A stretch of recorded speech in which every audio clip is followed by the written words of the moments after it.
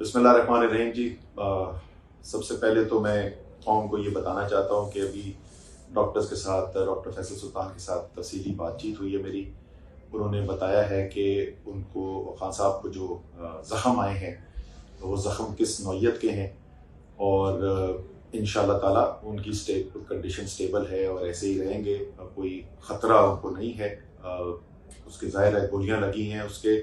Pellets لگے ہوئے بہت سارے، تو یہ کہنا مشکل ہے کہ وہ 2 ہیں یا 3 ہیں، لیکن ان کی ٹانگ کے نیچے والے حصے بھی لگی ہے، ہڈی پہ بھی چپ ہوا ہے، اور اوپر ران کے اندر بھی ان کو یہ گولی لگی ہے. لیکن الحمدللہ ڈاکٹرز نے ان کو دیکھ لیا ہے، CT اسکین ہو گیا ہے، اور OR کے اندر اس وقت ہے، وہ الحمدللہ سٹیبل ہے. میرے خیال میں اب کسی بھی شخص کو یہ اگر شک تھا تو وہ شک دور ہو جانا چاہیے کہ عمران خان جو بار بار یہ بات کہتے تھے کہ میں اس ملک کی حقیقی آزادی کے لیے اپنی جان دینے کو تیار ہوں، اس میں کسی کو شک نہیں رہ جانا چاہیے. میری 2 دن پہلے ان سے بات ہوئی، بہت زیادہ یہ آ رہی تھی خبریں کہ سیکیورٹی کا خطرہ ہے، اور میں نے ان کو فون کیا، میں نے کہا جی یہ آ رہی ہے خبر. تو انہوں نے کہا کہ وہ ٹھیک ہے، لیکن ہم جو جہاد کے لیے اب نکلے ہوئے ہیں، اس کے اندر تو اسد ہمیں بس اللہ پر ایمان رکھ کر اللہ کے اوپر چھوڑنا چاہیے، وہ اللہ تعالیٰ ہماری حفاظت کرے گا. اور مجھے یقین ہے، یہ میں دل سے میں ہمیشہ سے مانتا ہوں، اللہ تعالیٰ کا سایہ ہے عمران خان کے اوپر.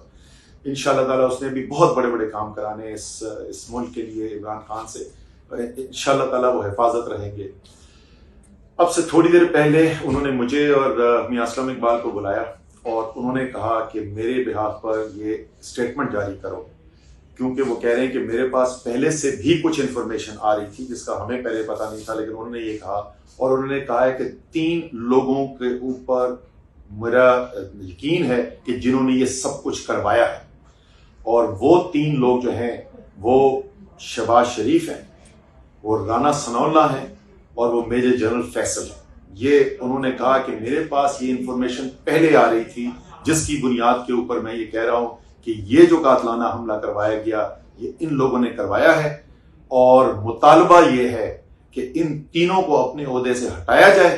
اور اگر ان کو اپنے عہدے سے نہیں ہٹایا گیا تو پھر ملک گیر احتجاج ہوگا، اور پھر ایسا نہیں ہو سکتا کہ پاکستان ایسے چلتا رہے عمومی حالات کے ساتھ جب تک ان 3 لوگوں کو نہیں ہٹایا جاتا. یہ خان صاحب نے پیغام دیا ہے ساری قوم کے سننے کے لیے، اور اس کے اوپر جو ہے ظاہر ہے تمام پارٹی کے ورکرز اور جو لوگ بھی ہیں وہ انتظار کریں گے.